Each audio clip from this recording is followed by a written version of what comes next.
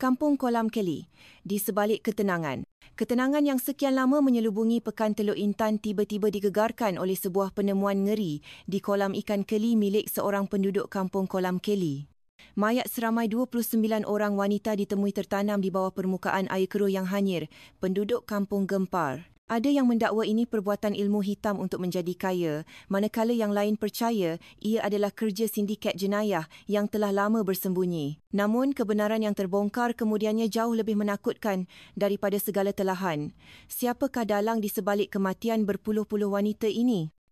Apakah rahsia gelap yang disembunyikan oleh kampung yang kelihatan damai ini?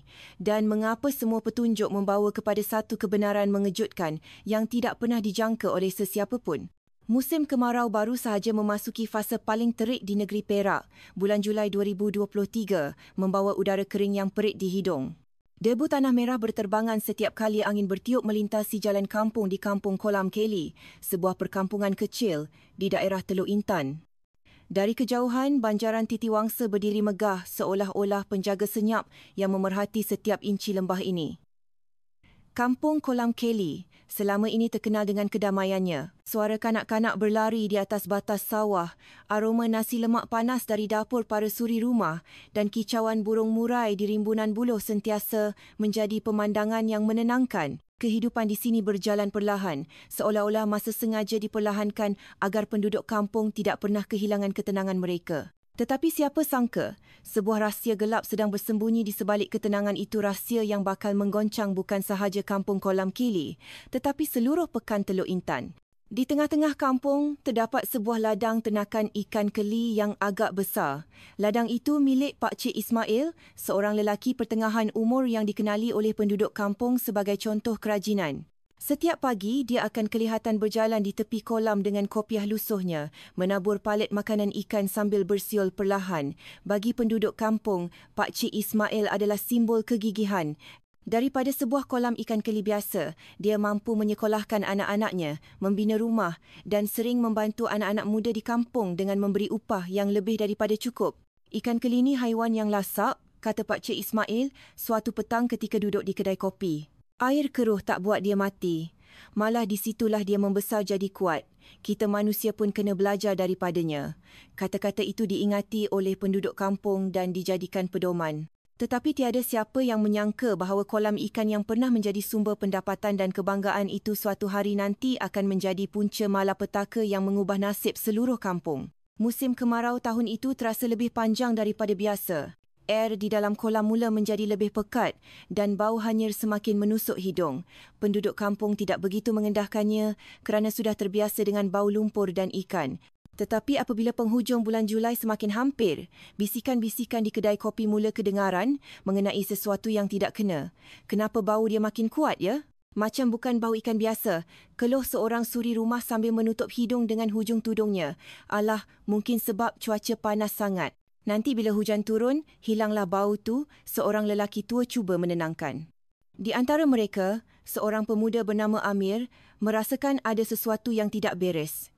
Dia sering membantu memberi makan ikan di kolam Pak Cik Ismail. Setiap kali dia menabur palet, selalunya air akan bergelora kuat dengan kawanan ikan yang kelaparan. Tetapi sejak kebelakangan ini, ikan-ikan keli itu seolah-olah tidak berminat untuk naik ke permukaan. Bau busuk yang dibawa angin membuatkan tekaknya loya. "Pak Cik, kenapa air kolam ni makin busuk?" tanya Amir pada suatu pagi. Pak Cik Ismail hanya tersenyum nipis sambil melambaikan tangan. "Benda biasa tu, Amir. Kalau musim panas lama, memang macam ni jadinya kolam. Tak payah risau." Jawapan itu membuatkan Amir terdiam, tetapi hatinya masih ragu-ragu. Dia tahu bagaimana bau kolam ikan keli, tetapi bau ini berbeza, lebih menusuk, lebih mengerikan. Sejak hari itu, keraguan mula menghantui Amir. Pada waktu malam, dia sering terjaga kerana angin membawa bau busuk dari arah kolam. Kadang-kadang dia menjenguk keluar tingkap dan melihat cahaya lampu pelita dari pondok kecil Pak Cik Ismail berkelip-kelip di sebalik kabus nipis. Bunyi cengkerik dan katak kedengaran seperti biasa. Tetapi entah kenapa malam terasa lebih sunyi, seolah-olah seluruh kampung sedang menahan nafas. Amir tidak tahu bahawa firasatnya akan menjadi kenyataan. Kolam ikan keli yang pernah dianggap sebagai sumber rezeki itu sebenarnya menyembunyikan rahsia gelap yang tidak dapat dibayangkan oleh sesiapa pun. Dan rahsia itu bakal timbul ke permukaan, membawa kampung Kolam Keli ke dalam badai ketakutan yang belum pernah dialami sebelumnya. Cahaya matahari pagi perlahan-lahan menyinari kampung Kolam Keli. Jalan tanah merah berdebu akibat kemarau yang panjang. Sawah padi merekah menantikan hujan. Penduduk kampung menjalankan aktiviti seperti biasa. Kanak-kanak berlari, suri rumah menyidai kain dan kaum bapa berbual tentang harga padi di kedai kopi. Kehidupan berjalan dengan sederhana dan damai sekurang-kurangnya pada luarannya. Di kalangan penduduk kampung, nama ketua kampung, Tuan Hashim sering disebut dengan penuh hormat. Lelaki berusia 50, ini telah memegang jawatan selama 2 penggal. Perwatakannya yang ramah dan mesra membuatkannya sentiasa hadir di setiap majlis kampung. Ramai pelajar yang tidak mampu membeli buku mendapat bantuannya. Banyak keluarga miskin secara senyap menerima beras dan barangan kering daripadanya. Dana kampung bernama Maju Bersama yang diasaskannya menjadi tempat bergantung bagi ramai penduduk. Namun, dana itu juga mempunyai sisi gelapnya. Beberapa wanita yang meminjam wang dalam jumlah yang besar tiba-tiba menghilangkan diri. Orang ramai menganggap mereka mungkin melarikan diri ke bandar untuk mencari wang bagi membayar hutang. Tetapi yang anehnya, tiada seorang pun yang kembali. Walaupun ada bisik-bisik, tiada siapa yang berani mempersoalkan ketua kampung yang mereka sanjungi. Sementara itu, di ladang ikan keli Pak Cik Ismail, kehidupan kelihatan normal. Kolam-kolam besar itu telah lama menjadi kebanggaan kampung. Airnya yang keruh dipenuhi ikan yang berasak-asak setiap kali makanan ditaburkan. Anak-anak muda kampung sering datang membantu, salah seorangnya ialah Amir, pemuda berusia 22 tahun yang rajin. Impian Amir sederhana, mengumpul wang untuk membeli sebuah motosikal. Baginya, bekerja untuk Pak Cik Ismail bukan sekadar upah, tetapi juga satu kebanggaan. Pak Cik Ismail dikenali sebagai seorang yang jujur dan baik hati. Tetapi sejak awal Julai 2023, sesuatu telah berubah. Bau dari arah kolam ikan mula menjadi semakin kuat. Bukan bau hanyir ikan biasa, tetapi bau busuk yang menusuk hidung. Pada mulanya Amir menyangka ia disebabkan oleh musim kemarau. Air kolam surut menyebabkan lumpur membusuk. Tetapi semakin hari, bau itu semakin tidak tertahan. "Pak Cik, kenapa bau dia makin kuat macam ni?" tanya Amir pada suatu pagi sambil memberi makan ikan. Pak Cik Ismail melambaikan tangan dan tersenyum nipis. "Benda biasa tu Amir. Kalau musim panas lama, memang macam ni. Nanti hujan turun, hilanglah." Jawapan itu tidak menenangkan Amir. Hatinya resah. Dia tahu bagaimana bau kolam ikan keli, tetapi bau ini berbeza, terlalu menusuk seolah-olah ada sesuatu yang merepot di dasar kolam. Rungutan yang sama mula kedengaran di kedai kopi. "Aduh, pening kepala aku setiap kali lalu dekat kolam tu," kata Makcik Timah, bidan kampung. "Anak aku tak nak lalu jalan tu pergi sekolah." Dia kata bau tu buat dia nak muntah, tambah seorang bapa, tetapi selalunya ada suara yang cuba menenangkan keadaan. "Alah, nama pun kolam ikan, takkan nak wangi pula," kata seorang lelaki tua sambil menepuk lututnya. Perbualan itu terhenti di situ, seolah-olah ada dinding halimunan yang menghalang sesiapa daripada bercakap lebih lanjut. Pada waktu malam, Amir sering terjaga kerana bau yang dibawa angin. Dia duduk di atas katil, memandang keluar tingkap. Dari jauh, cahaya lampu pelita Pak Cik Ismail kelihatan sama-sama di tepi kolam.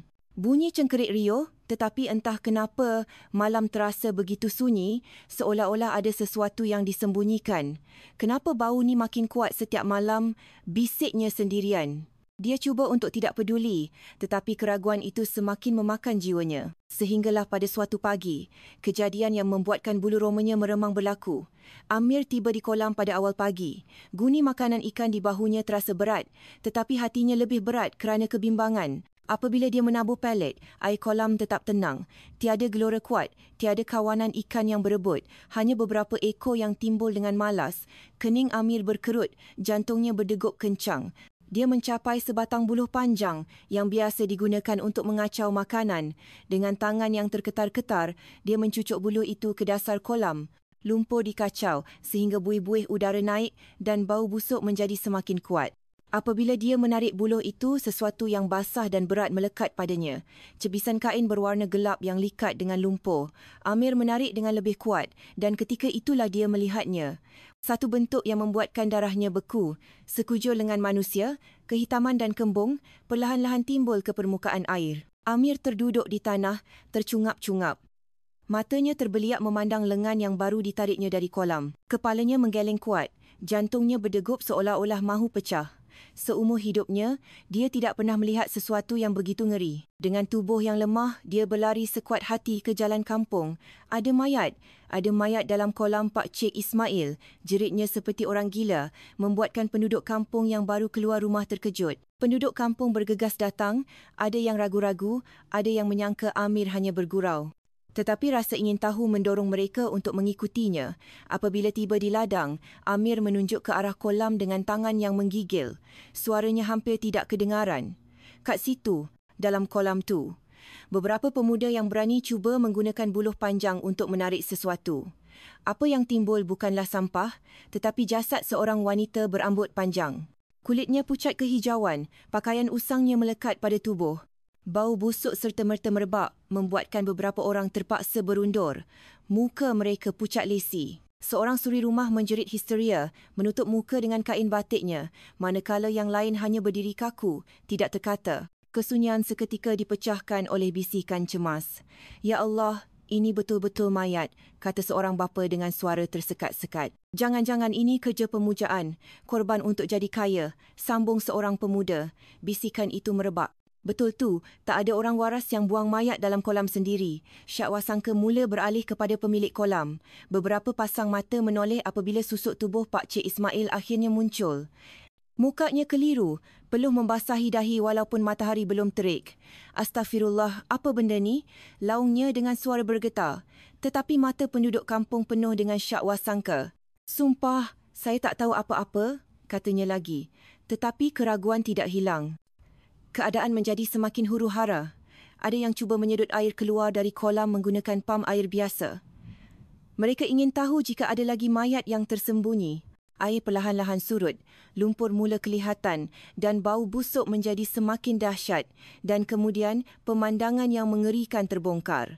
Bukan satu, tetapi berpuluh-puluh jasad wanita bercampur dengan lumpur. Ada yang masih terikat, ada yang hampir sebati dengan dasar kolam. Penduduk kampung terdiam, muka mereka kaku. Seorang lelaki tua hanya mampu berbisik, "Ya Tuhan, bukan satu, bukan dua, tapi banyak sangat." Tangisan mula kedengaran, kanak-kanak ditarik menjauh. Beberapa wanita pengsan, manakala kaum lelaki hanya mampu memeluk tubuh, ngeri dengan kenyataan di hadapan mereka. Menjelang tengah hari, berita itu sampai ke telinga ketua kampung Tuan Hashim. Dia tiba bersama pembantunya, cuba menenangkan orang ramai. "Semua bertenang, jangan buat andaian macam-macam. Biar pihak berkuasa yang uruskan," katanya dengan suara yang lantang. Tetapi matanya yang bergetar mendedahkan sesuatu yang cuba disembunyikannya. Tidak lama kemudian, polis dari Balai Polis Teluk Intan tiba. Mereka segera memasang pita kuning melarang sesiapa pun mendekat. Pasukan forensik mula mengeluarkan mayat satu persatu, memasukkannya ke dalam beg mayat hitam. Proses itu memakan masa berjam-jam sehingga ke petang. "Anggaran mayat mungkin mencecah 45 orang, kata seorang pegawai. Menjelang senja, wartawan tempatan mula tiba. Kamera merakam wajah-wajah cemas penduduk kampung, tangisan wanita dan sudah tentu setiap mayat yang dikeluarkan. Tajuk berita utama tersebar pantas. 45 mayat wanita ditemui dalam kolam ikan keli di Kampung Kolam Keli. Kampung yang dahulunya aman kini menjadi tumpuan negara. Jauh dari situ, Amir duduk di bawah sebatang pokok besar, mukanya pucat, tangannya masih menggigil. Email dengan manusia yang ditariknya masih menghantuinya. Dunianya terasa berputar. Dia mahu menjerit, tetapi tiada suara yang keluar. Ketika itu, dia hanya tahu satu perkara. Mulai hari ini, Kampung Kolam Keli tidak akan sama lagi. Berita penemuan 45 mayat di Kampung Kolam Keli tersebar seperti api. 2 hari selepas kejadian, stesen televisyen seluruh negara menyiarkan berita utama, memaparkan pita polis, wajah penduduk kampung yang menangis dan kolam yang penuh lumpur. Kampung kecil yang sebelum ini tidak dikenali di luar Perak kini menjadi tumpuan seluruh negara. Dari Bukit Aman, perhatian pegawai atasan tertumpu pada kes ini bukan sahaja kerana jumlah mangsa yang ramai, tetapi juga kerana kemungkinan wujudnya sebuah organisasi besar di sebalik tragedi ini. Seorang inspektor muda bernama Azlan ditugaskan untuk mengetuai siasatan. Usianya baru awal 30-an, tetapi reputasinya sebagai seorang pegawai yang berdedikasi dan berani berdepan kes-kes sukar sudah terkenal. Bagi Azlan, misi ini bukan sekadar tugas. Ada sesuatu yang membuatkan hatinya berdebar sejak mendengar berita ini walaupun dia sendiri tidak tahu mengapa. Pagi itu, sebuah kereta rasmi berhenti di hadapan Balai Raya Kampung yang kini dijadikan pusat operasi sementara. Penduduk kampung sudah berkumpul memandang dengan penuh harapan. Ada yang pucat, ada yang matanya merah kerana tidak cukup tidur. Mereka mahukan jawapan. Dari kereta itu, Azlan turun bersama 2 orang pembantunya. Sosoknya yang tegap disambut mesra oleh Ketua Kampung, Tuan Hashim yang bergegas menghulurkan tangan. "Selamat datang, Inspektor," kata Tuan Hashim dengan senyuman ramah walaupun kedutan di wajahnya kelihatan tegang. "Kami dah lama menunggu." Penduduk kampung sangat trauma. Harapnya kedatangan Tuan dapat selesaikan semuanya. Azlan merenung Tuan Hashim seketika, seolah-olah cuba membaca hatinya. Senyuman itu kelihatan terlalu manis, terlalu sempurna, seolah-olah menyembunyikan sesuatu. Tetapi dia hanya mengangguk perlahan. "Kami akan cuba sedaya upaya, Tuan Ketua. Minta semua penduduk beri kerjasama." Selepas penyelarasan ringkas, Azlan dan pasukannya terus ke lokasi kejadian. Sebaik sahaja melihatnya dengan mata sendiri, dia terdiam. Di hadapannya, lumpur di dalam kolam yang telah separuh disedut masih meninggalkan sisa kengerian. Cebisan kain basah, buih-buih busuk dan kesan-kesan jasad yang belum diangkat sepenuhnya. Bau hanya darah menusuk hidung sehingga perutnya memulas. Azlan sudah biasa dengan lokasi jenayah, tetapi apa yang dilihatnya kali ini di luar imajinasinya. Jumlah mangsa yang begitu ramai, seolah-olah ada tangan syaitan yang membuang manusia seperti sampah. Di tepi kolam, seorang pemuda duduk termenung dengan wajah pucat dan pandangan kosong. "Siapa tu?" tanya Azlan kepada seorang penduduk kampung. "Itu Amir, Tuan." "Budak yang jumpa mayat pertama?" jawab seorang suri rumah. Azlan berjalan dan duduk di sebelahnya. "Kamu Amir?" tanyanya lembut. Pemuda itu mengangguk perlahan, bibirnya terketar-ketar. "Ceritakan dari awal, jangan sembunyikan apa-apa." Dengan suara yang tersekat-sekat, Amir menjelaskan bagaimana dia menemui cebisan kain dan kemudian lengan manusia yang membuatnya lari ketakutan. Azlan mendengar dengan teliti. Dia dapat merasakan keikhlasan dan ketakutan Amir. Budak ini pastinya bukan pembunuh, tetapi mangsa yang trauma. Selepas bercakap dengan Amir, Azlan mendekati salah satu beg mayat yang belum dibawa pergi.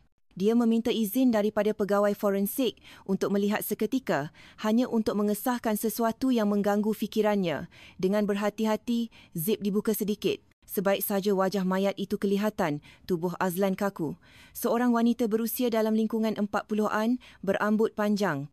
Wajahnya, walaupun sudah mereput, masih mempunyai bentuk yang dikenalinya. Azlan berundur setapak, dadanya sesak. Memori zaman kanak-kanaknya menerpa. Wajah itu, mirip wajah ibunya, Sumayah, yang hilang ketika dia masih di sekolah rendah. Tangannya menggigil, matanya merah. "Mak," bisiknya perlahan. Pembantunya memandang dengan hairan. "Tuan kenal mangsa ni ke?" Azlan menarik nafas dalam, cuba mengawal emosi. "Saya tak pasti, tapi wajahnya sangat mirip ibu saya. Kita kena tunggu pengesahan forensik." Suasana menjadi senyap seketika. Pegawai lain memandang Azlan dengan simpati dan terkejut. Tiada siapa menyangka inspektor yang dihantar akan mempunyai kaitan peribadi dengan salah seorang mangsa. Tetapi Azlan cepat-cepat mengawal dirinya. Dia menutup semula beg mayat dan berdiri tegak. "Apa pun yang berlaku, saya akan jalankan tugas secara profesional," katanya dengan tegas walaupun suaranya bergetar. "Tapi mulai saat ini, kes ini juga melibatkan keluarga saya." Hari itu, Azlan bekerja lebih keras. Dia menyemak semua laporan orang hilang di kawasan sekitar Teluk Intan sejak beberapa tahun lalu. Dia meneliti satu persatu, membandingkan nama dengan gambar mayat. Ternyata terdapat banyak laporan wanita hilang yang tidak pernah disusuli. Kebanyakannya dari keluarga miskin. Dan yang anehnya, corak kehilangan mereka serupa. Mereka kali terakhir dilihat di stesen bas, pasar atau jalan sunyi semuanya tidak jauh dari kampung Kolam Keli. Azlan merasakan darahnya mendidih. Bagaimana laporan sebanyak ini boleh dia abaikan? Seolah-olah ada sesuatu yang sengaja ditutup. Pada waktu malam, dia berdiri sendirian di tepi kolam, merenung lumpur yang masih berbau busuk. Angin kering bertiup perlahan, membawa bau hanyir yang menusuk. Dalam hatinya, dia berkata perlahan, "Mak, Saya janji, saya akan cari siapa yang buat semua ni dan saya akan pastikan mereka membayarnya. Dia tidak tahu bahawa sumpahnya itu akan mengheretnya ke dalam kancah konspirasi yang jauh lebih besar daripada yang dibayangkannya. Konspirasi yang melibatkan orang-orang yang dihormati, malah orang yang disapanya dengan penuh hormat setiap hari. Sejak hari itu, kampung Kolam Kelly tidak lagi sama. Kamera wartawan silih berganti merakam wajah pucat penduduk kampung, tangisan para ibu, hinggalah kepita polis yang mengelilingi kolam ikan. Kampung kecil yang dahulunya hampir tidak dikenali kini menjadi tajuk berita utama televisyen seluruh negara. Tetapi di sebalik kekecohan media, Inspektor Azlan tetap fokus. Dia meneliti laporan orang hilang yang bertimbun di atas meja di pusat operasi. Daripada rekod-rekod itu, dia semakin yakin ada corak yang luar biasa. Kebanyakan mangsa adalah wanita muda dari keluarga susah, hilang di sekitar pasar, stesen bas atau jalan sunyi. Semua laluan itu dalam satu cara atau yang lain sering berlegar kembali ke kampung Kolam Kelly ini. Ketika Azlan masih merenung peta yang penuh dengan tanda merah, satu suara perlahan memecah kesunyian. Amir, pemuda yang menemui mayat pertama, berdiri di pintu. Wajahnya masih pucat tetapi pandangannya lebih berani. Tuan Inspektor, ada sesuatu yang saya nak beritahu, katanya. Azlan mengangguk, menjemputnya duduk. Teruskan. Amir, apa yang kamu nampak? Amir menelan air liur. Beberapa malam sebelum bau busuk tu mula, saya selalu nampak sebuah lori besar masuk ke kampung. Lori itu akan datang waktu lewat malam dan malapkan lampu. Sekali tu saya nampak pemandunya bercakap dengan seseorang yang rupa-rupanya macam orang suruhan Tuan Hashim, ketua kampung. Nama itu membuatkan jantung Azlan berdegup kencang. Tuan Hashim, orang yang dihormati penduduk kampung sebagai seorang yang baik hati dan pemurah. Mungkinkah dia terlibat? Azlan memandang serius. Kamu pasti tak salah tengok. Saya tak ada bukti, Tuan. Tapi saya tak mungkin silap, jawab Amir dengan suara bergetar. Azlan menepuk bahunya perlahan. Maklumat ni sangat penting. Tapi jangan beritahu sesiapa lagi. Mungkin berbahaya. Malam itu, Azlan memutuskan untuk bertindak sendiri. Dia duduk di dalam kereta rasmi yang tidak berlampu, memerhati jalan kampung yang sunyi. Angin kering membawa bau lumpur dari sawah. Hampir tengah malam, dari kejauhan dia melihat sebuah lori kargo berwarna kelabu masuk perlahan-lahan. Lampu hadapannya dimalapkan. Roda lori berdecit. Azlan mengekori dari jarak selamat. Lori itu berhenti di sebuah gudang lama berhampiran sawah. Dua orang lelaki turun membuka pintu belakang. Dari dalam, kedengaran bunyi logam berlaga dan suara tangisan teresak-esak. Azlan menahan nafas. Itu suara orang. Masih ada mangsa yang hidup, bisiknya, matanya tajam. Tetapi sebelum dia sempat berbuat apa-apa, pintu ditutup. Lori itu bergerak keluar dari kampung. Azlan baru sahaja hendak mengekori apabila sebuah motosikal muncul dari belakang, menyuluh lampu tinggi ke arah keretanya. Naluri polisnya bertindak. Dia tahu dia sedang diperhatikan. Daripada mendedahkan diri, dia memutuskan untuk mematikan enjin dan bersembunyi di tepi sawah. Dari kegelapan, dia hanya mampu melihat lori itu hilang di selekoh.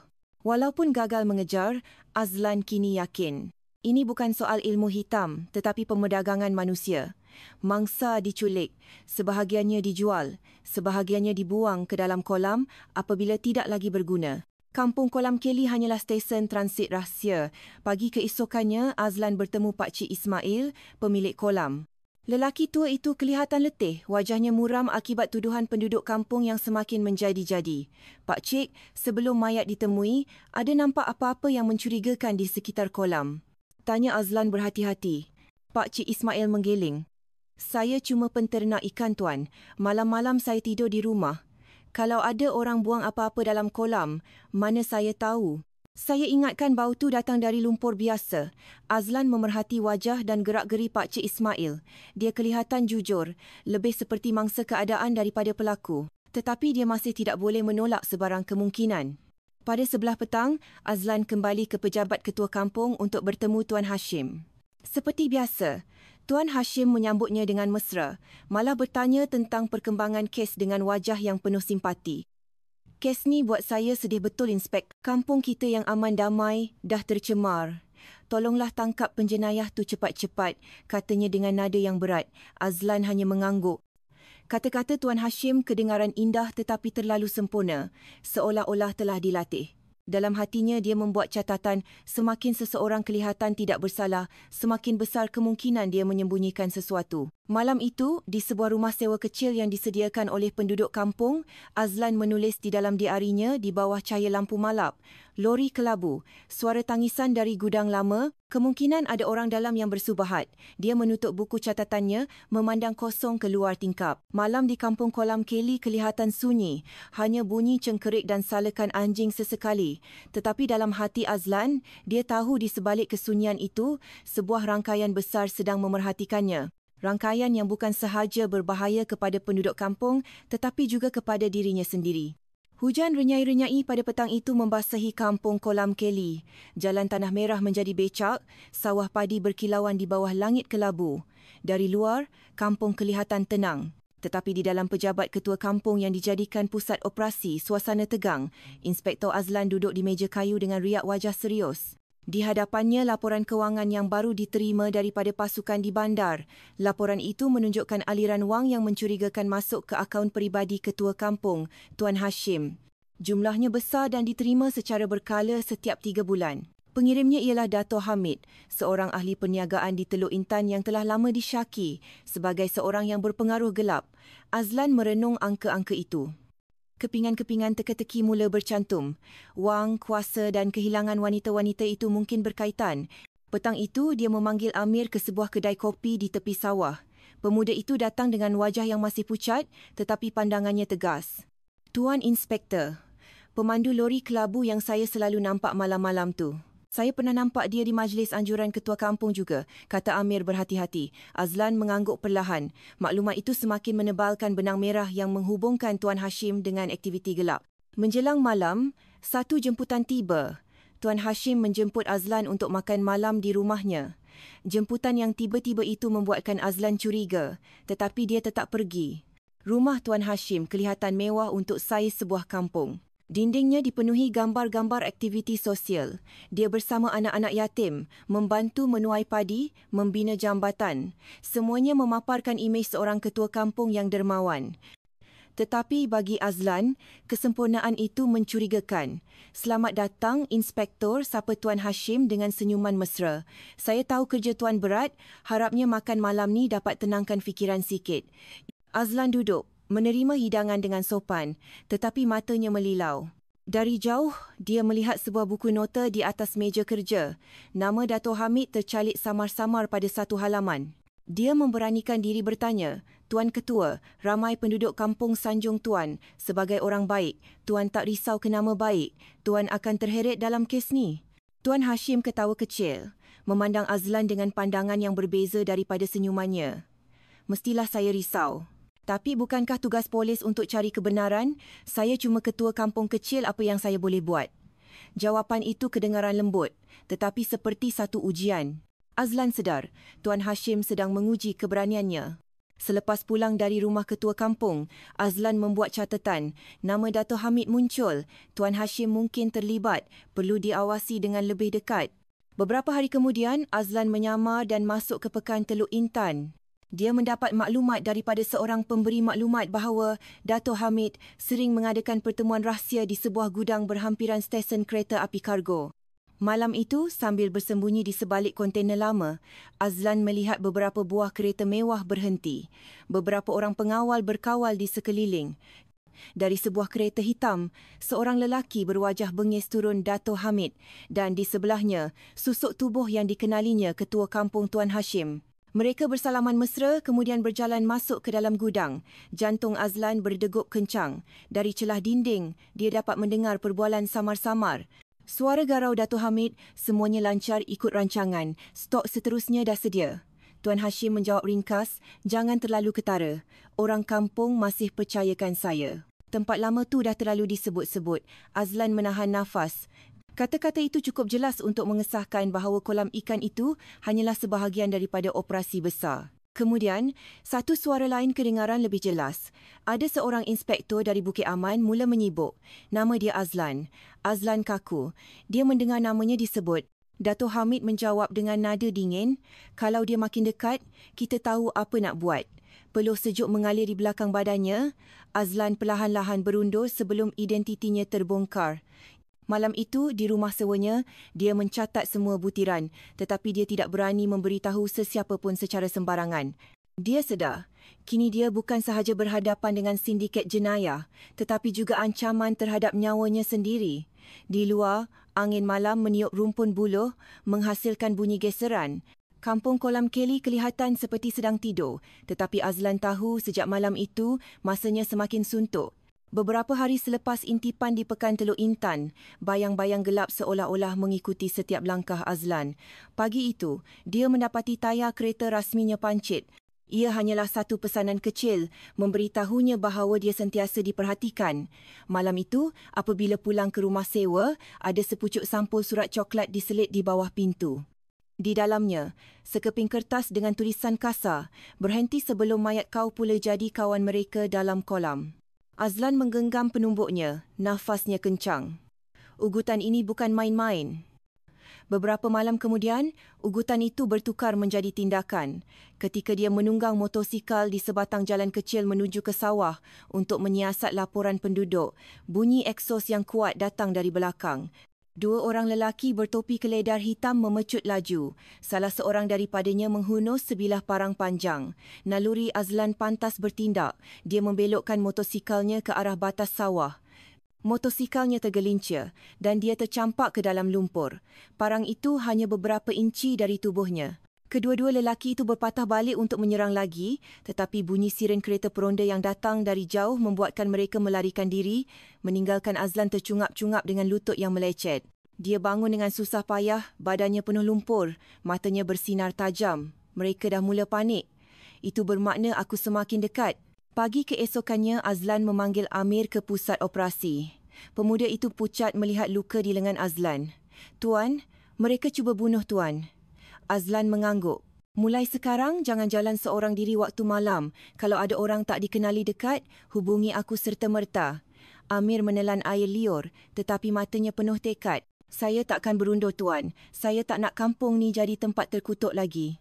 Di atas meja di pusat operasi, laporan baru masuk. Pasukan risikan menemui transaksi besar antara akaun Tuan Hashim dan Dato' Hamid. Bukan sekali, tetapi secara berkala. Rekod itu dipalsukan melalui projek-projek pembinaan jalan dan gelanggang sukan kampung. Jumlahnya melebihi imajinasi. Azlan merenung bukti itu, dadanya sesak. Semakin jelas, mereka berdua bekerjasama. Tetapi dia sedar, semakin dalam dia menggali, semakin besar ancamannya bukan sahaja kepada dirinya, tetapi juga kepada Amir atau bahkan penduduk kampung biasa yang tidak tahu apa-apa. Seketika rasa bersalah menyelubunginya. Kalau mereka cederakan Amir atau orang kampung kerana aku, mampukah aku bertanggungjawab? Malam itu, Azlan duduk di rumah sewanya, merenung gambar ibunya. Tangannya terketar-ketar, suaranya serak. Mereka boleh ugut aku, tapi aku takkan berundur. Tiba-tiba, cermin tingkap pecah. Sebiji batu besar dilempar dari luar. Kaca bertaburan di lantai. Pada batu itu, terikat sekeping kertas. "Kau takkan dapat sentuh Tuan Hashim." Seluruh kampung ni dalam genggaman dia. Azlan merenung kertas itu lama merasakan seram sejuk. Mesej ini bukan sekadar ugutan. Ia adalah satu ejekan yang menyakitkan. Tuan Hashim benar-benar mengawal ramai orang. Keesokan harinya, Azlan meminta pasukan dari Bukit Aman meluaskan siasatan ke atas syarikat-syarikat milik Dato' Hamid. Laporan awal mendapati kebanyakannya hanyalah syarikat samaran gudang kosong, alamat palsu, perniagaan kecil. Tetapi ada sebuah syarikat pengangkutan yang mencurigakan. Laluan penghantarannya sentiasa melalui Kampung Kolam Kelly. Azlan mengeluh panjang. Itulah laluan gelap mereka yang dipalsukan. Malam itu dia menulis, "Serangan pertama telah tiba. Aku tahu ini hanya permulaan. Jika aku tersilap langkah, nyawaku boleh melayang. Lebih teruk lagi, orang di sekelilingku boleh menjadi mangsa. Malam ini aku benar-benar sendirian, berlawan dengan bayang-bayang besar. Di luar, salakan anjing bersahutan. Angin malam bertiup sejuk, seolah-olah memberitahu bahawa badai belum reda." Beberapa hari selepas insiden serangan di Jalan Sawah, Pusat Operasi Siasatan di Kampung Kolam Kelly menerima tetamu baru. Seorang lelaki berjaket kulit hitam, berwajah serius dengan pandangan tajam, memperkenalkan dirinya sebagai ASP Kamal, seorang pegawai dari Jabatan Siasatan Jenayah Bukit Aman. Dia datang bersama fail dokumen yang tebal. "Kami dah terima laporan tentang Tuan Hashim dan Dato' Hamid," katanya sambil berjabat tangan dengan Azlan. "Pihak atasan berpendapat kes ini terlalu besar untuk diuruskan seorang diri. Saya ditugaskan untuk menyokong awak." Tapi ingat, di Bukit Aman sendiri pun mungkin ada orang yang dah dibeli. Kita kena berhati-hati. Azlan berasa sedikit lega. Selama ini, dia berasa seperti berlawan dengan bayang-bayang gergasi sendirian. Kini, dia ada rakan sepasukan walaupun masih perlu berwaspada. Belum sempat mereka duduk, Amir berlari masuk dengan tergesa-gesa, tercungap-cungap. Tuan Inspektor, saya nampak lori kelabu tu lagi. Kali ini ia berhenti di sebuah rumah kosong dekat sawah. Pemandunya masuk sekejap, lepas tu keluar. Saya yakin mereka sembunyikan sesuatu di situ. Azlan dan Kamal berpandangan. Kita kena periksa sekarang, kata Azlan dengan tegas. Mereka bertiga menuju ke rumah usang itu. Bangunan repot, bumbung bocor, dinding berkulat. Kelihatan seperti sudah lama tidak berpenghuni. Tetapi sebaik saja pintu kayu usang ditolak, bau hapak bercampur ubat bius dan darah kering serta-merta menusuk hidung. Di dalam bilik yang gelap, terdapat timbunan tikar buruk, tali, kain penutup mulut dan botol-botol ubat yang masih terbuka. Di atas lantai tanah, masih ada kesan tapak kaki basah. Semuanya jelas menunjukkan tempat ini baru sahaja digunakan. Amir menutup mulutnya, badannya menggigil. Ya Allah, jadi kampung ni bukan saja tempat buang mayat, tapi juga tempat transit mangsa. Azlan mengangguk perlahan. Ya, ini tempat persinggahan sementara. Mereka kurung mangsa di sini sebelum dibawa keluar. Suaranya berat, matanya penuh kemarahan dan kebimbangan. Jika mereka terlewat sedikit, mungkin ada nyawa yang sudah melayang. Kamal segera mengeluarkan kamera dan mengambil gambar bukti satu persatu. Kita kena pastikan semua barang bukti ni selamat. Sebaik saja orang Tuan Hashim tahu kita dah jumpa tempat ni, mereka pasti akan datang hapuskan bukti. Ketika hendak keluar, seorang wanita pertengahan umur berjalan terhincut-hincut mendekati mereka. Matanya bengkak, wajahnya penuh kedutan akibat tangisan. Dengan suara bergetar dia berkata, "Tuan Polis, tolonglah. Tolong cari anak perempuan saya. Rina dah hilang 2 minggu." Orang lain kata dia lari ikut jantan, tapi saya tahu bukan. Azlan memandang dengan lembut, cuba menenangkan. Sebelum Rina hilang, makcik ada nampak apa-apa. Wanita itu mengangguk perlahan. Malam terakhir tu, ada sebuah kereta hitam datang ambil dia. Saya tak nampak siapa dalam kereta, tapi saya kenal suara tu. Macam suara ketua kampung Tuan Hashim. Kesunyian melanda serta-merta. Amir ternganga, manakala Azlan merasakan darahnya mendidih. Dia menggenggam tangan wanita tua itu. "Makcik, kami akan cuba sedaya upaya. Percayalah, kebenaran akan terbongkar." Dalam hatinya, tekadnya semakin membara. Tuan Hashim bukan lagi sekadar nama dalam laporan, tetapi bayangan syaitan yang menghantui keluarga penduduk kampung. Menjelang malam di pusat operasi, Kamal membuka komputer ribanya. Dia menunjukkan data dari syarikat pengangkutan Dato' Hamid. "Tengok ni, ada rekod penghantaran yang guna kod pelik. Setiap kali ada laporan orang hilang sekitar Teluk Intan, mesti ada penghantaran dengan kod yang serupa. Semua laluannya akan melalui gudang lama dekat stesen kereta api kargo." Azlan merenung skrin, wajahnya tegang. Jadi mereka palsukan pemerdagangan manusia dengan rekod penghantaran barang. "Gudang tu pusat operasi mereka?" "Tepat," jawab Kamal dengan yakin. Azlan menggenggam penumbuknya. "Kalau begitu, kita tak boleh tunggu lagi. Kita kena rancang untuk serbu gudang tu." Amir, yang duduk diam di sudut bilik, akhirnya bersuara. Suaranya bergetar tetapi penuh tekad. "Tuan Inspektor, saya sedia bantu. Walaupun saya bukan polis, saya orang kampung ni. Saya tak nak nama kampung kami tercemar lagi." Azlan memandang Amir lama. Ada rasa bangga bercampur bimbang. "Kamu sangat berani, Amir. Tapi ingat, jangan buat apa-apa ikut suka hati. Kamu jadi mata dan telinga kami, tapi keselamatan kamu paling utama."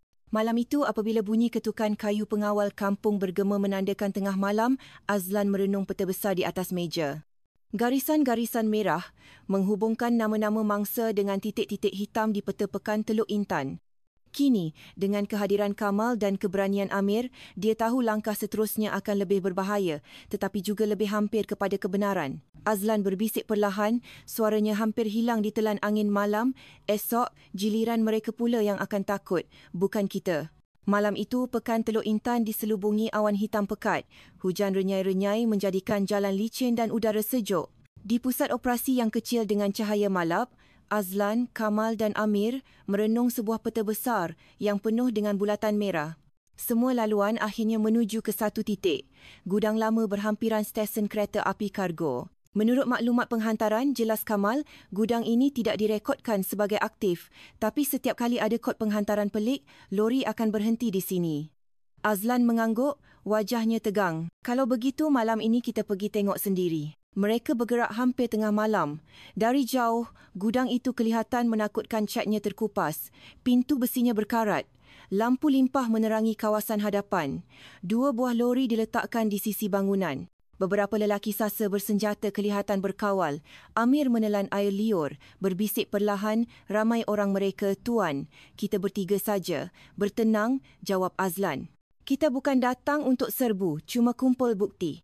Amir memanjat sebatang pokok besar di tepi pagar untuk memerhati keadaan, manakala Azlan dan Kamal merangkak ke sisi kiri gudang mencari celah. Dari sekeping papan yang reput, mereka berjaya mengintai ke dalam. Pemandangan yang terhidang membuatkan dada Azlan sesak. Berpuluh-puluh wanita duduk lesu bersandar di dinding, tangan terikat, mulut ditutup kain. Wajah mereka pucat, ada yang menangis teresak-esak. Seorang lelaki berbadan tegak berjalan mundar-mandir dengan pistol di tangan, memandang mereka seperti barang dagangan. Azlan hampir meluru keluar, tetapi Kamal menahan bahunya. "Sabar, rakam dulu." Kamal mengangkat telefonnya, merakam wajah pengawal, nombor plat lori dan keadaan mangsa. Setiap saat terasa begitu panjang. Tiba-tiba enjin lori dihidupkan. Pintu besar berkeriut. Beberapa lelaki mula mengangkut wanita-wanita itu ke dalam lori. Mereka nak pindahkan mangsa malam ni. Azlan menggenggam penumbuknya. Belum sempat dia bergerak, Amir yang berada di atas pokok menahan nafas terlalu kuat. Seorang pengawal berpaling. Lampu suluhnya menyuluh ke arah pokok. "Hei, ada bayang-bayang kat situ," jeritnya. Lampu limpah dihalakan ke sana.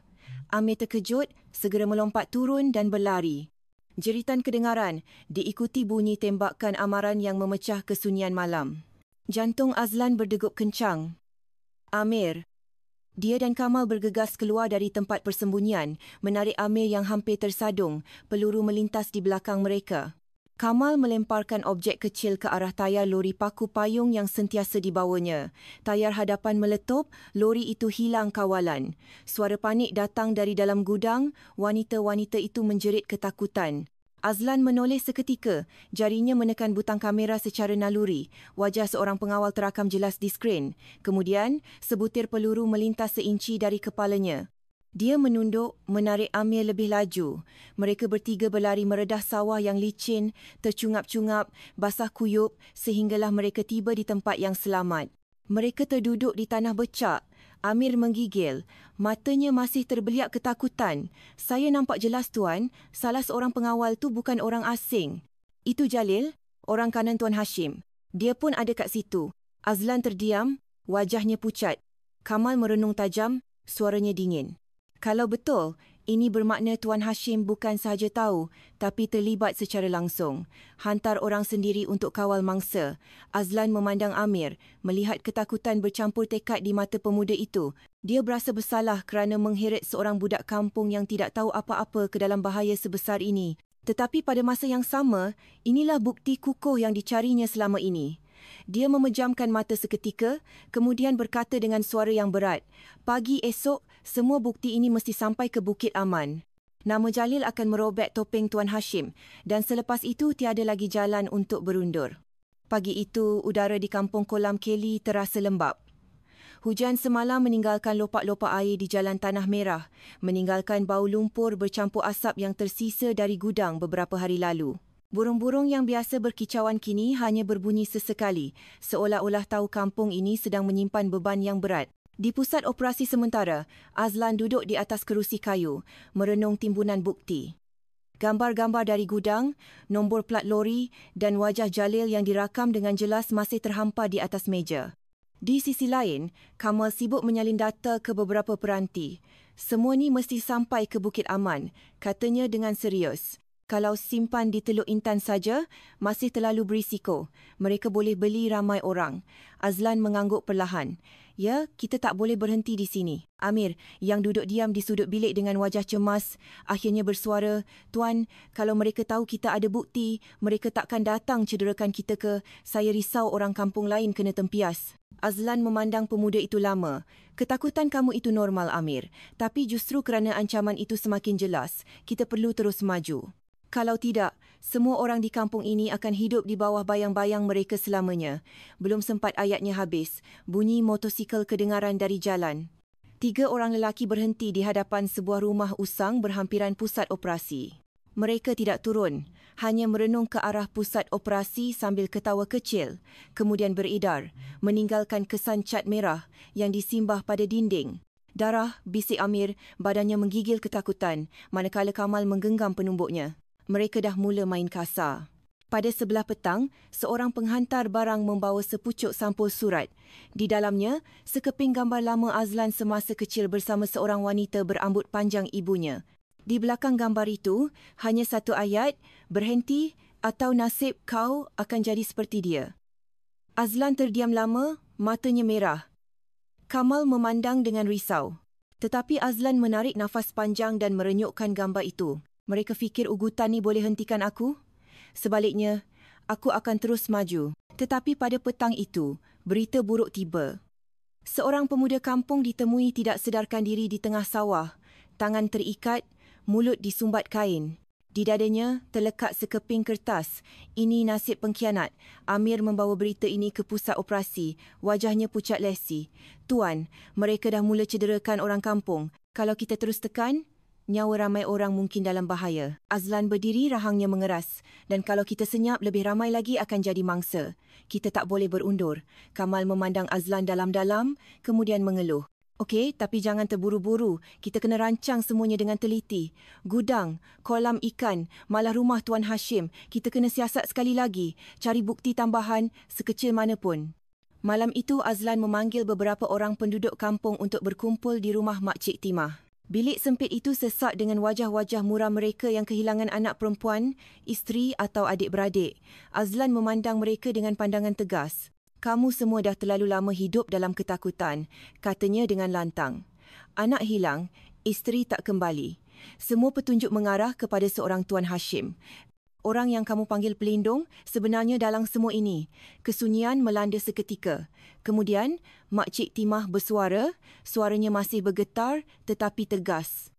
Kalau polis macam tuan pun berani lawan, kenapa kami nak terus diam? Kami sedia bantu. Suara-suara persetujuan mula kedengaran. Pemuda-pemuda menawarkan diri untuk berkawal di pintu masuk kampung, manakala para suri rumah berjanji akan memerhati setiap orang asing. Azlan memandang mereka, merasakan bara api kecil mula menyala di tengah-tengah ketakutan. Dia tahu malam itu bukan permulaan perang terbuka, tetapi permulaan persediaan. Buat pertama kalinya, penduduk kampung berani bangkit. Mulai saat ini, kata Azlan dengan suara yang berat, ini bukan lagi sekadar siasatan, tetapi persediaan untuk berjuang. Kita mesti bersedia menghadapi apa sahaja yang akan mereka lakukan. Di luar, angin malam bertiup sejuk. Kampung Kolam Keli sedang bersiap sedia untuk hari yang akan menentukan nasib mereka. Langit Teluk Intan kelihatan kelabu suram apabila fajar menyingsing. Di Kampung Kolam Keli, kabus nipis masih terapung di atas sawah padi, menambahkan lagi kesuraman kampung yang sudah lama tidak mengenali ketenangan. Di pusat operasi, sebuah papan besar yang penuh dengan contengan merah kelihatan, semakin seperti sarang labah-labah. Nama-nama mangsa, garisan penghubung, bulatan di sekeliling lokasi semuanya menunjuk kedua pusat, Tuan Hashim dan Dato' Hamid. Azlan berdiri kaku di hadapan papan itu untuk masa yang lama. Kalau kita nak jatuhkan Tuan Hashim, kita kena tahu lebih dalam siapa Dato' Hamid. Dia adalah otaknya. Tanpa dia, Tuan Hashim hanyalah boneka. Kamal mengangguk perlahan. Orang saya di Teluk Intan kata, Dato' Hamid selalu bersembunyi di sebalik perniagaan hasil tani, tapi gudang-gudang tu hanyalah topeng untuk cuci duit. Kalau kita boleh bongkar aliran wangnya, semuanya akan terurai. Amir, yang lengannya masih berbalut akibat malam intipan itu, menunduk seketika dan bertanya perlahan, Tuan, tak terlalu berisiko ke? Orang kata Dato' Hamid ada kabel dalam polis juga. Azlan memandang pemuda itu, suaranya berat tetapi hangat. Memang berisiko, tapi kalau kita berhenti sekarang, semua mangsa hanya akan tinggal sebagai nama di atas kertas. Kita tak boleh biarkan itu berlaku. Hari itu, Azlan dan Kamal turun ke Pekan Teluk Intan sendiri. Mereka menyamar dengan pakaian biasa, meninggalkan identiti polis di pusat operasi. Pasar malam di pekan itu riuh rendah. Lampu neon terang benderang, bunyi lagu dangdut bergema dari gerai makan. Di tengah-tengah kesibukan itu, Azlan bertemu dengan seorang pemberi maklumat tua di sebuah gerai rojak. "Hati-hati tuan," bisik pemberi maklumat itu. "Dato' Hamid tu licik macam belut." Ramai dah cuba nak tangkap dia, tapi semua gagal. Dia ada kabel di mana-mana. Azlan hanya menjawab ringkas. Sekuat mana pun kabel dia, pasti ada kesan yang tertinggal. Malam itu mereka mendekati gudang lama berhampiran stesen kereta api kargo sekali lagi. Dari jauh, kelihatan kereta-kereta mewah berbaris. Cahaya malap mendedahkan bayang-bayang lelaki berkot kemas. Dari sebalik kontainer berkarat, Azlan dan Kamal melihat seorang lelaki bertubuh besar turun dari sebuah kereta hitam. Wajahnya bengis, kotnya berkilat Dato' Hamid. Dan dari kereta lain, muncul susuk tubuh yang dikenali Tuan Hashim, ketua kampung yang disanjung sebagai seorang yang mulia. Kini berdiri di sisi seorang taikun yang berpengaruh. Mereka berjabat tangan, ketawa kecil, lalu berjalan masuk ke dalam gudang. Azlan merangkak lebih dekat ke dinding yang retak. Dari celah itu, kedengaran perbualan samar-samar. "Stok baru dah sedia." Suara garau Dato' Hamid kedengaran. "Laluan laut minggu depan mesti licin." Tuan Hashim menjawab dengan tenang. "Orang kampung masih percayakan saya. Tak ada siapa syak. Tempat lama tu dah tak boleh pakai, kami tengah sediakan tempat baru." Azlan menahan nafas. Kata-kata itu jelas tanpa perlu penjelasan lanjut. Tetapi kemudian, satu suara lain kedengaran. Ada seorang inspektor dari Bukit Aman mula menyibuk. Kalau dia makin dekat, ayat itu tidak dihabiskan. Hanya kedengaran tawa sinis dari Dato' Hamid. Azlan merasakan peluh sejuk mengalir di belakangnya. Mereka tahu, satu langkah silap, dia mungkin akan hilang sebelum sempat membongkar kebenaran. Dia dan Kamal berundur senyap-senyap dan kembali ke kampung. Menjelang subuh di pusat operasi, Azlan mencatat setiap butiran. Tetapi kali ini, dia menahan diri daripada memberitahu segalanya kepada penduduk kampung. "Semakin sedikit orang tahu, semakin selamat," katanya kepada Kamal. Keesokan harinya, dia bertemu Amir di sawah. Pemuda itu masih kelihatan pucat, tetapi matanya penuh tekad. "Tuan, saya teringat sesuatu. Sebelum kolam tu mula busuk, ada sebuah lori besar masuk kampung. Pemandunya bercakap dengan orang yang saya selalu nampak ikut Tuan Hashim di pejabat ketua kampung." Azlan mengerutkan dahi. Satu lagi kepingan teka-teki. Dia tahu, semakin hari semakin jelas bahawa Tuan Hashim bukan sahaja tahu, tetapi turut terlibat dalam pengurusan. Malam itu, Azlan duduk di beranda pusat operasi. Angin malam membawa bunyi geseran rumpun buluh. Dia memandang langit yang gelap. Dadanya terasa berat. Ini bukan lagi soal dendam peribadi. Ia telah menjadi satu permainan yang besar. Dato' Hamid mempunyai wang, Tuan Hashim mempunyai kuasa dan kedua-duanya mempunyai rangkaian yang luas. Azlan menyedari satu perkara, dia tidak boleh berlawan sendirian. Dia memerlukan sekutu, strategi dan keberanian penduduk kampung. Tanpa semua itu, segala bukti hanyalah cebisan kertas. Dan pada malam itu, di tengah-tengah kesunyian kampung, dia berikrar. Mulai saat ini, setiap langkahnya mesti lebih berhati-hati kerana apa yang dihadapinya bukan lagi penjenayah biasa, tetapi sebuah rangkaian yang mampu menghancurkan sesiapa sahaja yang berani menentang. Malam itu, hujan masih turun renyai-renyai di kampung Kolam Keli. Di pusat operasi kecil di Balai Raya, suasana terasa berat. Azlan duduk merenung peta yang penuh dengan garisan merah, manakala Kamal sibuk dengan komputer ribanya menyemak maklumat baru dari Bukit Aman. Amir duduk di sudut bilik. Wajahnya tegang tetapi matanya penuh tekad. "Ini bukan lagi tekaan," kata Kamal perlahan. Setiap rekod penghantaran dari syarikat Dato' Hamid sepadan dengan tarikh laporan orang hilang diterima. Kod barang tu mereka gunakan untuk memalsukan penghantaran manusia. Azlan mengangguk. Jadi, gudang dekat stesen kereta api kargo tu memang pusat operasi mereka. Amir yang lama berdiam diri, akhirnya bersuara. "Kalau begitu, kampung kita bukan saja tempat buang mayat, tapi juga laluan penghantaran mereka." Suaranya bergetar, tetapi kali ini terselit kekuatan. Dia bukan lagi pemuda yang penakut, tetapi seorang saksi yang sedar akan tanggungjawabnya. Mereka bertiga memutuskan untuk menyiasat laporan Amir tentang lori kelabu yang berhenti di rumah usang dekat sawah. Apabila tiba di sana, bau hapak bercampur ubat bius menusuk hidung. Di atas lantai tanah masih ada kesan tapak kaki basah, tali dan kain penutup mulut yang bertaburan. Kamal bergegas mengambil gambar. "Ini tempat persinggahan sementara jelas sekali.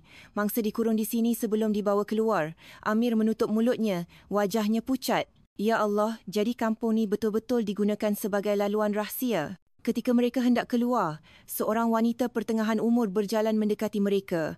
Wajahnya penuh kedutan, matanya bengkak. "Tuan Polis, saya merayu.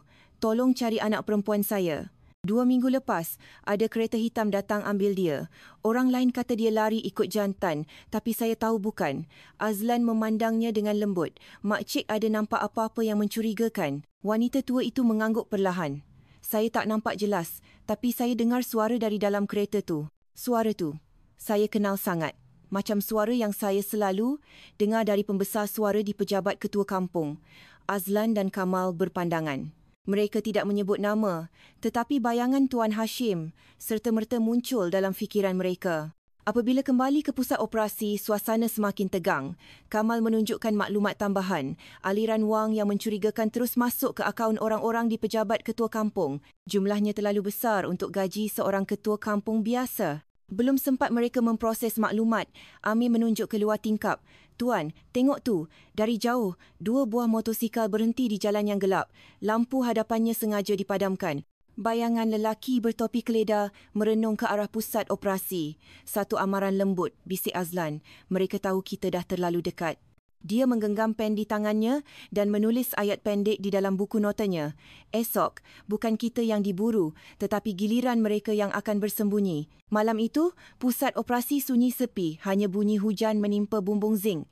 Tetapi di dalamnya, tekad mereka telah terbentuk. Langkah seterusnya bukan lagi siasatan, tetapi sebuah pertempuran. Fajar di kampung Kolam Kelly terasa berat.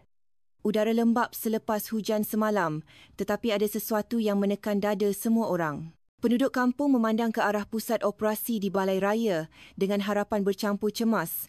Sejak penemuan berpuluh-puluh mayat di kolam ikan, kampung ini tidak lagi sama. Azlan berdiri di hadapan papan besar yang penuh dengan nota dan gambar.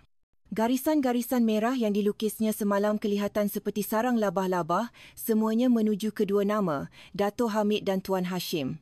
"Mereka bukan sahaja memanfaatkan kampung ini, mereka telah menaklukinya," bisiknya perlahan. Kamal menutup komputer ribanya dan berpaling. "Kita tak boleh tunggu lagi. Bukti dah banyak. Tapi kalau kita bergerak tanpa sokongan penuh dari Bukit Aman, nyawa kita di hujung tanduk." Amir, yang duduk di kerusi kayu, menepuk lututnya. "Tuan, kalau kita asyik menunggu, mereka akan terus bebas mencari mangsa baru. Kampung ni dah terlalu lama ketakutan. Saya tak nak duduk diam lagi." Azlan memandang wajah pemuda itu lama. Dia melihat keberanian yang mula tumbuh, bukan lagi ketakutan semata-mata seperti dahulu. "Keberanian kamu penting, Amir. Tapi ingat, kita kena bijak, bukan hanya berani mati." Pada sebelah petang, seorang penjual sayur bernama Pak Din berlari datang dengan tergesa-gesa. "Tuan Inspektor, pagi tadi saya nampak Tuan Hashim bergegas jumpa 2 orang lelaki asing dekat sawah. Mereka bawa beg pakaian hitam. Lepas tu, ada sebuah lori masuk senyap-senyap." Azlan mencatat dengan pantas. "Pukul berapa tu, Pak Cik?" "Lebih kurang pukul 5 pagi. Saya pura-pura tak nampak. Takut kena apa-apa." Azlan berpaling kepada Kamal. "Ini semakin jelas. Pertemuan itu bukan kebetulan." Kamal merenung tajam. "Maksudnya, satu penghantaran besar akan berlaku." Menjelang senja, penduduk kampung mula beransur-ansur datang ke pusat operasi. Wajah mereka penuh kerisauan, tetapi ada keberanian kecil yang sedang tumbuh. Makcik Timah, ibu yang kehilangan anak perempuannya, melangkah ke hadapan. "Tuan Inspektor, kalau perlukan mata dan telinga, kami sedia. Jangan biarkan Tuan Hashim menipu kami dengan senyumannya lagi." Azlan memandang wajah-wajah itu, para ibu yang kehilangan anak, para bapa yang mula berani bersuara, pemuda-pemuda yang menggenggam kayu seolah-olah bersedia. Dia tahu sudah tiba masanya untuk mereka turut serta. "Mulai malam ini, kita akan bentuk kumpulan kecil," katanya dengan lantang. "Kamu tak perlu berlawan, cuma laporkan setiap pergerakan yang mencurigakan, setiap motosikal, setiap lori yang lalu, catat masa dan cirinya. Maklumat adalah senjata pertama kita." Penduduk kampung mengangguk dengan tekad. Amir berdiri. "Biar saya ketuai pasukan pemuda, Tuan. Kami boleh bergilir-gilir berkawal di pintu masuk kampung." "Bagus," jawab Azlan. "Tapi jangan pergi seorang diri. Ingat, nyawa kamu semua berharga." Malam perlahan-lahan menjelang. Dari pusat operasi, Azlan, Kamal dan Amir memantau laporan daripada penduduk kampung. Pukul 10 malam, seorang pemuda berlari masuk. "Tuan, lori kelabu tu datang lagi. Mereka berhenti di rumah usang semalam." Azlan bangun. Kamal, sediakan kamera. Amir, ikut. Tapi jangan terlalu dekat. Mereka bergerak pantas. Dari jauh, kelihatan lampu lori sama-sama. Beberapa lelaki sedang mengangkat guni-guni besar ke dalam lori. Angin malam meniup sehingga kain kanvas terbuka sedikit, mendedahkan jari jemari yang tergantung. Amir menahan nafas, hampir menjerit, tetapi kali ini dia mengetap bibir menahan suara. Azlan memandangnya, mengangguk kecil. Pemuda itu mula belajar mengawal diri. Kamal berjaya mengambil beberapa gambar. Jelas sekali mereka sedang memindahkan mangsa. Apabila lori itu bergerak, mereka mengekori dari jarak selamat. Jalan sunyi, hanya cahaya motosikal yang berselisih sesekali. Lori itu berhenti di gudang berhampiran landasan kereta api kargo tempat yang mereka syaki selama ini. Dari sebalik semak, Azlan mengintai. Kali ini, orangnya lebih ramai. Ada kereta mewah di hadapan gudang. Dari dalam kereta, Dato' Hamid turun, wajahnya dingin, langkahnya angkuh. Di sebelahnya, Tuan Hashim yang masih dengan senyuman nipisnya. Amir menggenggam penumbuk, badannya tegang. Ketua kampung, dia betul-betul ada di situ. Azlan menahan bahunya. Belum masanya. Kita perlukan bukti, bukan emosi. Dari dalam gudang, kedengaran suara sama-sama. Dato' Hamid berkata dengan tenang, semuanya dah sedia. Laluan selamat. Minggu depan barang akan dihantar. Tuan Hashim menjawab ringkas. Kampung ni senyap. Tak ada siapa syak. Kata-kata itu membuatkan darah Azlan mendidih, tetapi dia tahu dia perlu bertenang. Mereka baru sahaja hendak berundur apabila tiba-tiba lampu suluh menyuluh ke arah semak. Hei, ada siapa kat situ? Jerit seorang pengawal. Azlan memberi isyarat pantas. Mereka merangkak ke belakang, jantung berdegup kencang. Beberapa saat kemudian, bunyi tembakan kedengaran. Kali ini jelas sebagai amaran. Tanah berhampiran kaki Amir berterabur. Mereka berlari meredah kegelapan, tercungap-cungap, lutut hampir lemah. Sehinggalah mereka tiba di tempat yang selamat, barulah mereka berhenti. Amir tercungap-cungap, wajahnya pucat tetapi tidak menangis. Saya ingatkan kita dah nak mati. Azlan menepuk bahunya. Kalau mereka sampai menembak, maknanya kita dah sentuh sesuatu yang sangat penting. Sekarang giliran kita pula buat mereka takut. Kamal menyimpan kameranya dengan cermat. Esok semua bukti ni kita hantar ke Bukit Aman. Selepas itu, permainan akan berubah. Azlan memandang ke arah gudang yang kini hanya tinggal bayang-bayang. Angin sejuk membawa bau karat dan tanah basah. Dalam hatinya, dia tahu mulai malam ini, mereka bukan lagi sekadar saksi tetapi telah menjadi musuh. Langit malam di kampung Kolam Kili gelap gelita. Awan hitam menutupi bintang-bintang, hanya bunyi serangga dan salakan anjing dari jauh menjadi teman, tetapi suasana di kampung jauh dari tenang.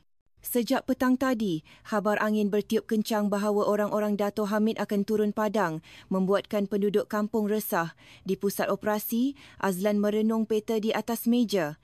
Jarinya menunjuk ke 3 titik merah, balai raya, jalan utama dan rumah usang dekat sawah. Kalau mereka datang, 3 tempat ni paling berisiko. Kita kena bersedia. Kamal mengangguk. Bantuan dari Bukit Aman sedang bergerak, tapi akan ambil masa.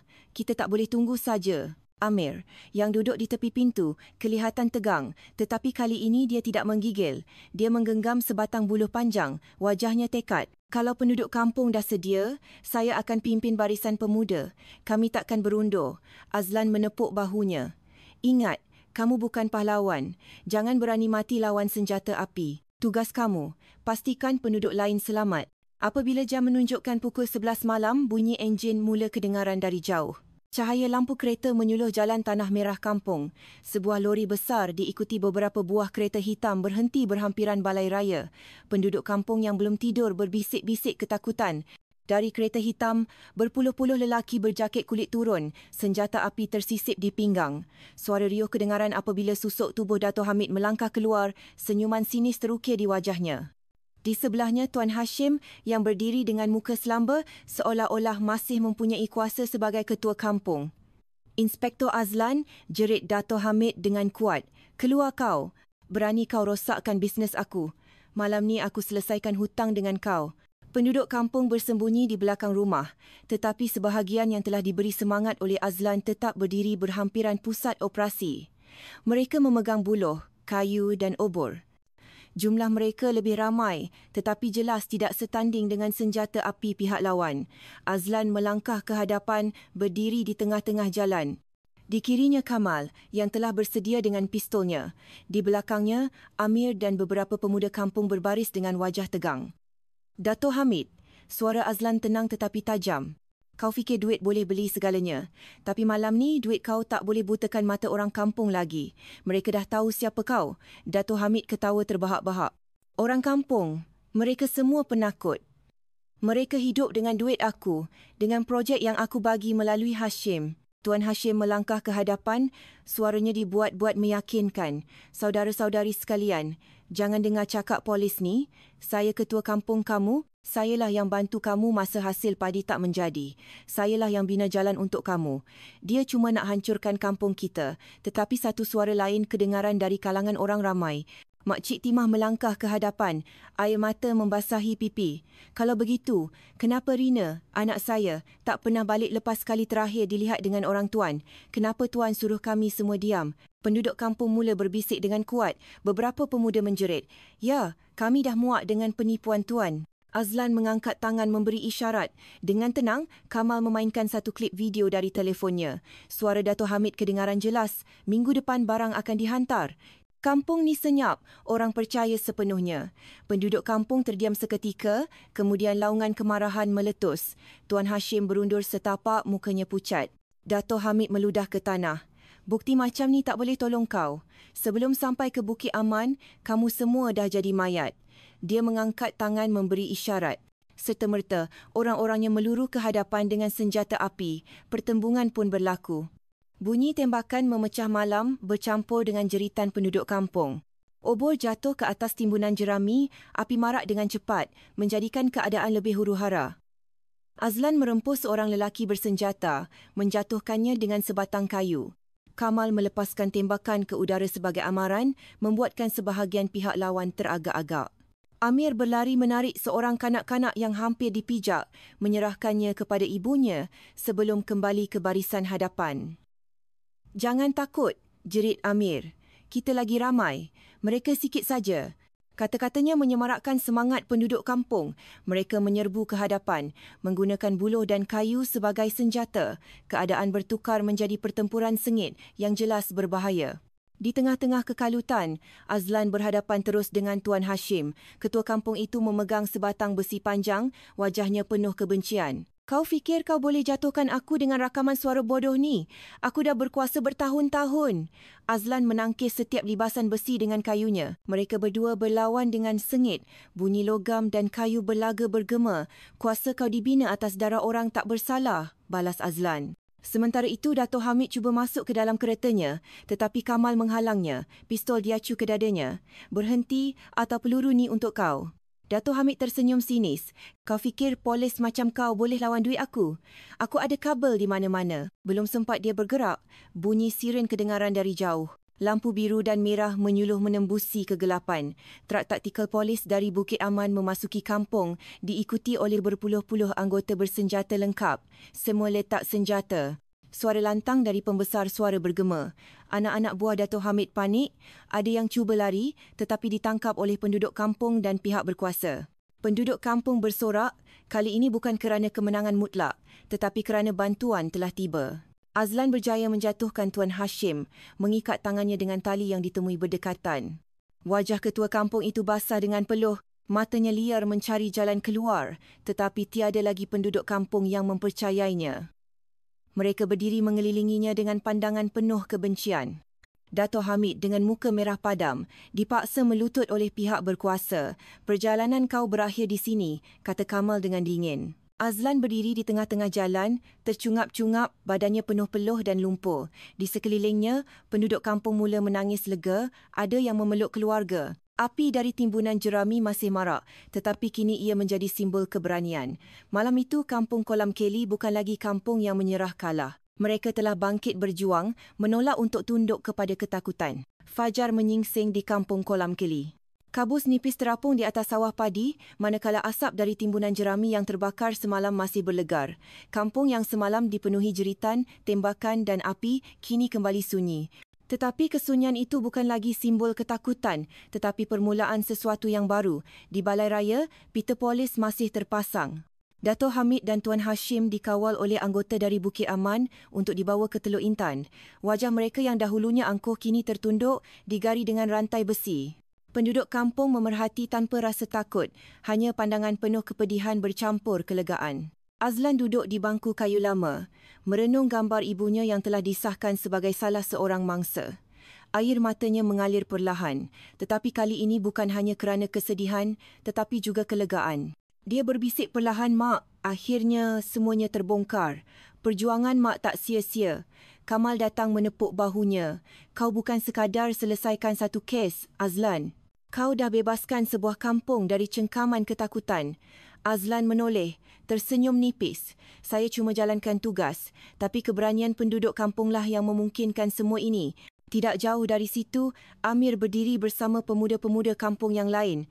Wajahnya masih kelihatan letih, tetapi matanya bersinar penuh tekad. Dia berkata kepada rakan-rakannya, "Kita dah belajar sesuatu. Kalau kita bersatu, tak ada siapa boleh tipu kita lagi." Makcik Timah berjalan mendekati Azlan perlahan-lahan. Suaranya masih bergetar. "Terima kasih banyak-banyak, Tuan Inspektor. Anak saya mungkin takkan kembali, tapi sekurang-kurangnya saya dapat tahu kebenaran. Saya tak perlu ditipu lagi." Azlan menundukkan kepalanya sebagai tanda hormat. Makcik lebih berani daripada ramai orang. Suara makciklah yang buat orang kampung lain bangkit. Hari itu, penduduk kampung bergotong royong membersihkan kampung. Mereka mengalihkan sisa-sisa runtuhan, membaiki jalan yang rosak dan saling membantu. Tiada lagi bayangan Tuan Hashim atau Dato' Hamid. Kampung itu mula bernafas semula walaupun luka masih ada. Menjelang senja, ketika matahari terbenam, Azlan berjalan sendirian ke tepi kolam ikan keli yang kini kosong. Airnya telah disedut habis, hanya tinggal lumpur pekat.